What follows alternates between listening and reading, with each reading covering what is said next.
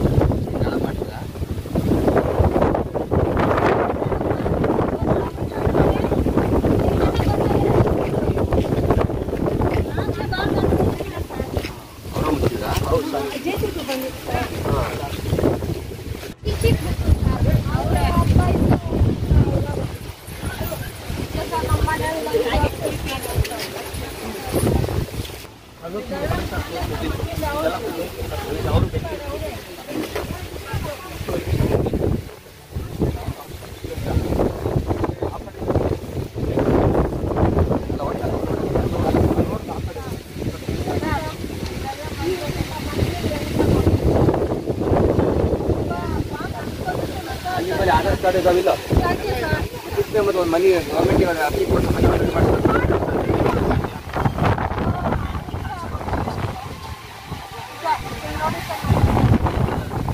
Card ಮಾಡಿಸಿದ್ದೇನಮ್ಮ ನೀವು?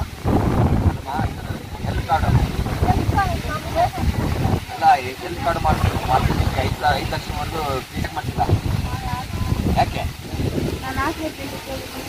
ಆಯ್ತಪ್ಪ, ಮಾಡಿಸ್ಕೋಬೋದು. ಹೋಗಿ ಮಾಡಿಸ್ತಿಲ್ಲ ಸರ್. 40 ವರ್ಷ 40 ವರ್ಷ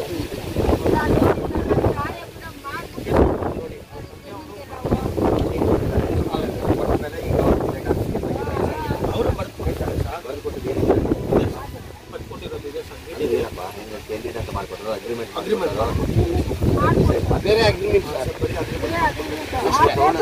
ಸೈಟ್ ಮಾಡಿಕೊಟ್ಟಿದ್ದಾರೆ.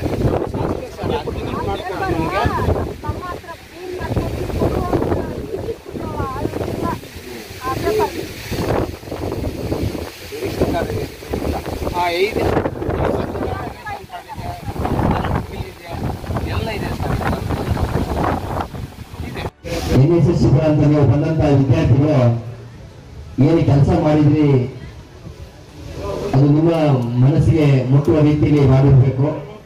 ಕೇವಲ ನಮ್ಮ ದಾಖಲೆಗಾಗಿ, ಕೇವಲ ಸರ್ಟಿಫಿಕೇಟ್ ಆಗಿ ಮಾಡಬಾರ್ದು ಅಂತ ಹೇಳಿ ನಾನು ಇಂಟರ್ನ್ಶಿಪ್ ಕೋರ್ಸ್ಗೆ ಬಂದಂತ ವಿದ್ಯಾರ್ಥಿಗಳಿಗೂ ಸಹಿತ ನಾನು ಹೇಳಿದ್ದೆ. ಈ ಒಂದು ಗ್ರಾಮಕ್ಕೆ ನೀವು ಬಂದ ನಂತರ ಮೊದಲೇ ಸರ್ವೆ ಮಾಡಬೇಕಾಗಿತ್ತು. ಈಗಾಗಲೇ ನಮ್ಮ ಬಾದಾಮಿ ಸಾಹೇಬ್ ಹೇಳಿದ ಹಾಗೆ ಆ ಊರಲ್ಲಿ ಇರ್ತಕ್ಕಂಥ ಒಂದು ಗ್ರಾಮಸ್ಥರ ಸಮಸ್ಯೆಗಳಿರ್ಬೋದು, ಕೇವಲ ನಾವು ರಸ್ತೆ ಗಲೀಜಿದೆ ಅಂತ ಅಷ್ಟೇ ಅಲ್ಲ, ಆ ಪ್ರತಿಯೊಂದು ಕುಟುಂಬದಲ್ಲಿ ಅವ್ರಿಗಿರ್ತಕ್ಕಂಥ ಆಧಾರ್ ಕಾರ್ಡ್ ಇರ್ಬೋದು, ಪಡಿತರ ಚೀಟಿ ಇರ್ಬೋದು, ವೋಟರ್ ಕಾರ್ಡ್ ಇರ್ಬೋದು, ಅಥವಾ ಸರ್ಕಾರದಿಂದ ಸಿಗ್ತಕ್ಕಂಥ ಸೌಲಭ್ಯಗಳು ಏನಾದರೂ ಸಿಕ್ಕಿದೆಯೋ ಇಲ್ಲೋ ಅನ್ನೋ ಬಗ್ಗೆ ಅದನ್ನ ನೀವು ಸರ್ವೆ ಮಾಡಬೇಕು. ಅಷ್ಟೇ ಅಲ್ಲ, ಅವರ ಮನೆಯಲ್ಲಿ ಏನಾದರೂ ಕೇಸ್ಗಳು ಅಂದ್ರೆ ಪ್ರಕರಣಗಳು ಏನಾದರೂ ಕೋರ್ಟ್ ಅಲ್ಲಿ ಯಾವುದೇ ಇರ್ಬೋದು, ಸಿವಿಲ್ ಇರ್ಬೋದು, ಕ್ರಿಮಿನಲ್ ಇರ್ಬೋದು, ಅಥವಾ ಮೋಟಾರ್ ವಾಹನ ಅಪಘಾತ ಪ್ರಕರಣ ಇರ್ಬೋದು, ಯಾವುದೇ ಸಂಬಂಧಪಟ್ಟಂತ ಒಂದು ಪ್ರಕರಣ ಇದೆಯೋ ಅನ್ನೋ ಬಗ್ಗೆ ಸಹಿತ ಅವರಿಗೆ ಒಂದು ಸರ್ವೆಯನ್ನು ತಾವು ಮಾಡಬೇಕು.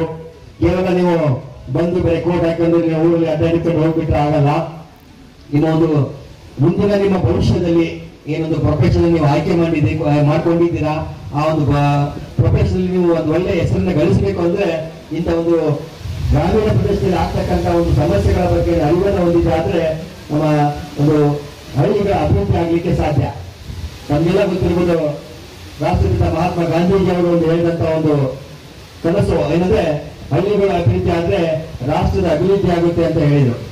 ಆ ಒಂದು ನಿಟ್ಟಿನಲ್ಲಿ ಒಂದು ಗ್ರಾಮೀಣಾಭಿವೃದ್ಧಿ ಅನ್ನೋ ಯೋಜನೆಯನ್ನ ಸಬ್ಸಿಕ್ವೆಂಟ್ಲಿ ಜಾರಿಗೆ ತಂದು ಸರ್ಕಾರದವರು ಅದರ ಅಡಿಯಲ್ಲಿ ಗ್ರಾಮ ಪಂಚಾಯತ್, ತಾಲೂಕ್ ಪಂಚಾಯತ್, ಜಿಲ್ಲಾ ಪಂಚಾಯತ್ ಅಂತ ಹೇಳಿ ಒಂದು ರಚನೆಯನ್ನ ಮಾಡಿ ಅವುಗಳ ಮೂಲಕ ಹಳ್ಳಿಗಳ ಅಭಿವೃದ್ಧಿ ಮಾಡಬೇಕು ಅಂತೇಳಿ ಹಲವಾರು ಕ್ರಮಗಳನ್ನ ಕೈಗೊಂಡು, ಆದರೂ ಸಹಿತ ನಮ್ಮ ಹಳ್ಳಿಗಳು ಇನ್ನೂ ಅವು ಅಭಿವೃದ್ಧಿ ಆಗ್ತಾ ಇಲ್ಲ. ಇದಕ್ಕೆ ಹಲವಾರು ಕಾರಣ ಇರ್ಬೋದು.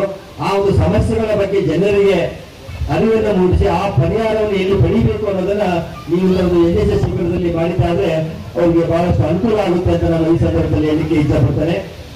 ಇನ್ನೊಂದು ವಿಷಯ ಅಂದ್ರೆ, ನಮ್ಮ ಸಾಹೇಬ್ ಹೇಳಿದ ಹಾಗೆ 14/9/2024 ಒಂದು ರಾಷ್ಟ್ರೀಯ ಲೋಕಾದಾಲತ್ ಇದೆ. ನಿಮ್ಮ ಹಳ್ಳಿಯಲ್ಲಿ ಏನಾದರೂ ಪ್ರಕರಣಗಳು ಇದ್ದಂಥವ್ರು ಏನಾದರೂ ಪ್ರಕರಣಗಳು ಇದ್ರೆ ಅಂತವುಗಳನ್ನ ರಾಜಿ ಮಾಡಿಕೊಂಡ್ರೆ ಆ ಒಂದು ಲಿಟಿಗೇಷನ್ ಫ್ರೀ ವಿಲೇಜ್ ಅಂದ್ರೆ ವ್ಯಾಜ್ಯ ಮುಕ್ತ ಗ್ರಾಮವನ್ನ ಮಾಡಬೇಕು ಅಂತೇಳಿ ನಮಗೆ ನಿರ್ದೇಶನ ಬಂದಿದೆ. ಅದಕ್ಕೋಸ್ಕರ ನಾನು ಕೇಳ್ಕೊಂಡದ್ದು ನಾವು ಸ್ಟೂಡೆಂಟ್ಸ್ಗೆ ಅಂದ್ರೆ ಈ ಒಂದು ಸರ್ವೆ ಸಮಯದಲ್ಲಿ ಈ ಊರಲ್ಲಿ ಏನಾದರೂ ಪ್ರಕರಣ ಇವೆ ಅನ್ನೋ ಬಗ್ಗೆ ಆ ಪ್ರಕರಣದ ಒಂದು ವರದಿಯನ್ನ ಅಂದ್ರೆ ಡೀಟೇಲ್ಸ್, ಕೇಸ್ ನಂಬರು ಎಷ್ಟು ನೀವು ಒಂದು ಕೋರ್ಟ್ ಏನಂತ ಹೇಳಿ ತೆಗೆದು ಬಂದ್ರೆ ಅದನ್ನ ನೆಕ್ಸ್ಟ್ ಬರುವಂತ ಲೋಕ ಅದಾಲತಲ್ಲಿ ಅದನ್ನ ರಾಜಿ ಮಾಡ್ಲಿಕ್ಕೆ ಅನುಕೂಲ ಆಗುತ್ತೆ. ಸೊ ಅಷ್ಟೇ ಅಲ್ಲ, ಜನರಿಗೆ ಒಂದು ಸಾಮಾನ್ಯ ಕಾನೂನುಗಳ ಬಗ್ಗೆ ಅರಿವನ್ನು ಮೂಡಿಸಬೇಕು. ಏನೋ ಬಾಲ್ಯ ಇರ್ಬೋದು, ಅಥವಾ ಪೋಕ್ಸೋ ಕಾಯ್ದೆ ಇರ್ಬೋದು, ಮಹಿಳಾ ದೌರ್ಜನ್ಯ ತಡೆ ಕಾಯ್ದೆ ಇರ್ಬೋದು, ಇಂಥ ಹಲವಾರು ಕಾನೂನುಗಳಿವೆ. ಮೊದಲು ನೀವು ಅದನ್ನು ತಿಳ್ಕೊಂಡ್ರೆ ಜನರಿಗೆ ಅದನ್ನ ಅರಿವನ್ನು ಮೂಡಿಸಲಿಕ್ಕೆ ಸಾಧ್ಯವಾಗುತ್ತೆ. ಅದಕ್ಕೋಸ್ಕರ ಹಿಂದೆ ನಾನು ಹೇಳ್ತೀನಿ ತಮಗೆಲ್ಲರಿಗೂ, ಆ ಒಂದು ಇಂಟರ್ನ್ಶಿಪ್ ಸಮಯದಲ್ಲಿ ಬಂದಾಗ ಕಾನೂನು ಸೇವೆಗಳ ಪ್ರಾಧಿಕಾರದ ಬಗ್ಗೆ ನೀವು ತಿಳ್ಕೊಂಡು ಜನರಿಗೆ ಇಂಥ ಶಿಬಿರಗಳಲ್ಲಿ ಅರಿವನ್ನು ಉಂಟು ಮಾಡಬೇಕು. ಅಷ್ಟೇ ಅಲ್ಲ, ಸರ್ಕಾರದಿಂದ ಇರ್ತಕ್ಕಂಥ ಸೌಲಭ್ಯಗಳು, ಯೋಜನೆಗಳು, ಈಗ ವಿಧವಾ ವೇತನ ಅಂತ ಇದೆ ಅಲ್ವಾ, ಡಿಸೇಬಲ್ ಅಂಗವಿಕಲರಿಗೆ ವೇತನವನ್ನು ಕೊಡ್ತಾರೆ, ಮತ್ತೆ ಕಟ್ಟಡ ಕಾರ್ಮಿಕರಿಗೆ ಇರ್ತಕ್ಕಂಥ ಒಂದು ಹಲವಾರು ಸೌಲಭ್ಯಗಳಿವೆ. ಒಂದು ಗುರುತಿನ ಚೀಟಿಯನ್ನು ಮಾಡಿಕೊಟ್ರೆ ಕಟ್ಟಡ ಕಾರ್ಮಿಕರಿಗೆ ಯಾವುದೇ ಇರ್ಬೋದು, ಪಂಪ್ಲರ್ ಇರ್ಬೋದು, ಮಣ್ಣು ಹೊರುವಂತಿರ್ಬೋದು, ಇಟ್ಟಿಗೆ ಕಟ್ಟುವಂತಿರ್ಬೋದು, ಕಲ್ಲು ಹೊರುವಂತಿರ್ಬೋದು, ಅಥವಾ ಪ್ರಿಂಟರ್ ಇರ್ಬೋದು, ಪಂಪ್ಲರ್ ಇರ್ಬೋದು, ಇವರೆಲ್ಲರಿಗೂ ಆ ಕಟ್ಟಡ ಕಾರ್ಮಿಕರಲ್ಲಿ ಹಲವಾರು ಸೌಲಭ್ಯಗಳಿವೆ. ಅದರ ಬಗ್ಗೆ ನೀವು ತಿಳ್ಕೊಂಡಿದ್ರೆ ಅದನ್ನು ನೀವು ಜನರಿಗೆ ತಿಳಿಸಲಿಕ್ಕೆ ಅನುಕೂಲ ಆಗುತ್ತೆ. ಈ ಊರಲ್ಲಿ ಅಂತ ಎಷ್ಟು ಜನ ಇದ್ದಾರೆ ಕಟ್ಟಡ ಕಾರ್ಮಿಕರು, ಅವರಿಗೆ ಒಂದು ಗುರುತಿನ ಚೀಟಿಯನ್ನು ಮಾಡಿಕೊಂಡು ಅವರ ಮಕ್ಕಳಿಗೆ ಸ್ಕಾಲರ್ಶಿಪ್ ಆಗಲಿ ಅಥವಾ ಮನೆ ಕಟ್ಟಿಕೊಳ್ಳಿಕ್ಕೆ ಸಾಲ ಸೌಲಭ್ಯ ಇದೆ, ಸಹಾಯಧನ ಕೊಡ್ತಾರೆ, ಮದುವೆ ಮಾಡಲಿಕ್ಕೆ ಸಹಾಯಧನ ಕೊಡ್ತಾರೆ. ಅಷ್ಟೇ ಅಲ್ಲ, ಅವರಿಗೆ 60 ವರ್ಷ ಆದ ನಂತರ ಒಂದು ವೃದ್ಧಾಪ್ಯ ವೇತನ ಕೊಡಬೇಕು ಅಂತ ಹೇಳಿ ಆ ಒಂದು ಕಟ್ಟಡ ಕಾರ್ಮಿಕರ ಕಾಯ್ದೆಯಲ್ಲಿ ಒಂದು ಅವಕಾಶವನ್ನು ಕಲ್ಪಿಸಲಾಗಿದೆ. ಅದಕ್ಕೋಸ್ಕರ ಅದರ ಬಗ್ಗೆ ನೀವು ತಿಳ್ಕೋಬೇಕು ಮೊದಲು, ಆ ನಂತರ ಜನರಿಗೆ ಅದರ ಅರಿವನ್ನು ಮೂಡಿಸಬೇಕು. ಅದಕ್ಕೋಸ್ಕರ ಇಂಥ ಒಂದು ಸೌಲಭ್ಯಗಳನ್ನ ನಾವು ಕಾರ್ಯಕ್ರಮಗಳನ್ನ ಹಳ್ಳಿಗಳಲ್ಲಿ ಮಾಡ್ತಾ ಇದ್ದೇವೆ. ಅಥವಾ ಒಂದು ಜೀವನಾಂಶ ಕೇಸ ಅಥವಾ ಬೇರೆ ಯಾವುದೋ ಕೇಸಲ್ಲಿ ಅಂದ್ರೆ ರಾಜಿ ಮಾಡ್ಕೊಳ್ಳುವಂಥ ಪ್ರಕರಣಗಳಲ್ಲಿ ರಾಜಿ ಮಾಡ್ಕೊಂಡಾದ್ರೆ ನೀವು ಆ ವಿಷಯವನ್ನು ನ್ಯಾಯಕ್ಕೆ ತಿಳಿಸಿದ್ರೆ ನಾವು ಅದನ್ನ ಸಂಧಾನಕಾರಕ್ಕೆ ಕಳಿಸ್ತೀವಿ. ಅವರು ನಿಮ್ಮೆಲ್ಲ ಕಳಿಸಿ 2 ಸೆಷನ್ ಮಾಡ್ತಾರೆ, ಪ್ರೈವೇಟ್ ಸೆಷನ್ ಮಾಡ್ತಾರೆ, ಜಾಯಿಂಟ್ ಸೆಷನ್ ಮಾಡ್ತಾರೆ. ಆಮೇಲೆ ನಿಮಗೆ ಒಂದು ಸೆಟಲ್ಮೆಂಟ್ ಆದ್ರೆ ಏನು ಲಾಭ ಇದೆ ಅದನ್ನ ತಿಳಿಸ್ತಾರೆ. ಅದಕ್ಕೆ ಆ ಥರ ಮಾಡ್ಕೊಂಡ್ಬಿಟ್ರೆ ನಿಮಗೆ ಅದರ ಅನುಕೂಲ ಆಗುತ್ತೆ. ಮುಂದೆ ಅಷ್ಟೇ ಇದೆ, ಕರ್ನಾಟಕ ಕಾನೂನು ಸೇವೆ ಪ್ರಾಧಿಕಾರ ನಿಮ್ಗೆ ಏನಾದರೂ ತೊಂದರೆಗಳಾದ್ರೆ ಒಂದು ನಂಬರ್ ಹೇಳ್ತೀನಿ, ಬರ್ಕೊಳ್ಳಿ. ಫ್ರೀ ಟೋಲ್ ಫ್ರೀ ನಂಬರ್ ಆಗುತ್ತೆ. ನಿಮ್ಮ ಮೊಬೈಲ್ ದುಡ್ಡು ಅಂತ ಆಗೋಲ್ಲ. 1800-425-90900 ಇದು ಒಂದಿದೆ. ಉಚಿತ ಸಹಾಯವಾಣಿ ನಂಬರ್ ಇದೆ 15-100. ಈ ನಂಬರ್ಗೆ ಕನೆಕ್ಟ್ ಮಾಡಿಬಿಟ್ರೆ ನಿಮ್ಗೆ ಏನಾದರೂ ತೊಂದರೆಗಳಿದ್ರೆ ಅವುಗಳನ್ನು ಬಗೆಹರಿಸ್ತಾರೆ. ಮುಂದೆ 14/9/2024 ಮತ್ತೆ ಜನತಾದಳತಿಗೆ ಆ ಜನತಾದಳದಲ್ಲಿ ತಮ್ಮ ಯಾವುದಾದ್ರೂ ಒಂದು ರಾಜ್ಯಗಳಿದ್ರೆ ಬಗೆಹರಿಸ್ಕೊಳ್ಳಿಕ್ಕೆ ಅವಕಾಶ ಇದೆ. ಅದರ ಸದುಪಯೋಗ ಪಡ್ಕೊಳ್ಬೇಕು ಅಂತ ಹೇಳ್ತೀವಿ.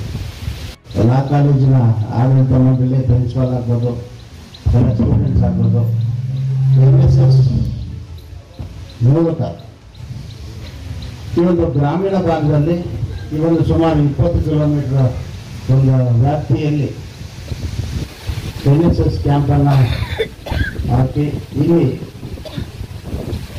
ಗ್ರಾಮೀಣ ಭಾಗದಲ್ಲಿ ಏನು ಜನರ ಕಷ್ಟ ಸುಖಗಳು ಏನಿದೆ, ಸಮಸ್ಯೆಗಳು ಏನಿದೆ ಅನ್ನೋದ್ರ ಬಗ್ಗೆ ಒಂದು ವಿದ್ಯಾರ್ಥಿಗಳಿಗೆ ಒಂದಷ್ಟು ಅನುಭವನೂ ಆಗಿದೆ ಅಂತ ಹೇಳಿದ್ರೆ ತಪ್ಪಾಗಲಾರದು. ಅದೇ ರೀತಿಯಾಗಿ ಗ್ರಾಮೀಣ ಭಾಗದಲ್ಲಿ ಈ ಗ್ರಾಮ ಸಹ ಗ್ರಾಮ ಪಂಚಾಯತಿ ವ್ಯಾಪ್ತಿಗೆ, ರಾಮಸಾಗರ ಗ್ರಾಮ ಪಂಚಾಯತಿ ವ್ಯಾಪ್ತಿಗೆ ಒಳಪಟ್ಟಿರುತ್ತೆ. ಆದರೆ ನಮ್ಮ ಹೆಣ್ಮಗಳು ಹೇಳಿದ ಹಾಗೆ ಆ ಗ್ರಾಮದಲ್ಲಿ ನೈರ್ಮಲ್ಯತೆ ಕೊರತೆ ಇದೆ. ಡ್ರೈನೇಜು ಸ್ವಚ್ಛತೆ ಇಲ್ಲದೆ ಎದ್ದು ಕಾಣ್ತಾ ಇದೆ. ಅದೇ ರೀತಿಯಾಗಿ ರಸ್ತೆಗಳು ಸಹ ಒಂದು ಅಗಲೀಕರಣ ಇಲ್ಲ, ತುಂಬಾ ಸಣ್ಣದಾಗಿದೆ ಅಂತ ಸಹ ಹೇಳಿದ್ದಾರೆ. ಇದ್ರ ಬಗ್ಗೆ ನಾನು ಈ ವೇದಿಕೆ ಮುಖಾಂತರ ರಾಮಸಾಗರ ಗ್ರಾಮ ಪಂಚಾಯತ್ ಅಧಿಕಾರಿಗಳಿಗೆ ಮನವಿ ಮಾಡ್ತಾ ಇದ್ದೇನೆ. ಈ ಕೂಡಲೇ ಈ ಗ್ರಾಮಕ್ಕೆ ಸಂಬಂಧಪಟ್ಟ ಹಾಗೆ ಎಲ್ಲಿ ಡ್ರೈನೇಜ್ ಇದೆ, ಒಳಚರಂಡಿ ಇದೆ, ಅದನ್ನೆಲ್ಲ ಸ್ವಚ್ಛತೆ ಮಾಡಬೇಕು. ಇಲ್ಲದಿದ್ದ ಪಕ್ಷದಲ್ಲಿ ಜನರಿಗೆ ರೋಗ ರುಜಿನಗಳು ಅಂಟಿಕೊಂಡು ತುಂಬಾ ಕಷ್ಟ ಆಗುತ್ತೆ ಅಂತ ಈ ಸಂದರ್ಭದಲ್ಲಿ ಹೇಳಕ್ಕೆ ಇಷ್ಟಪಡ್ತಾ ಇದ್ದೀನಿ.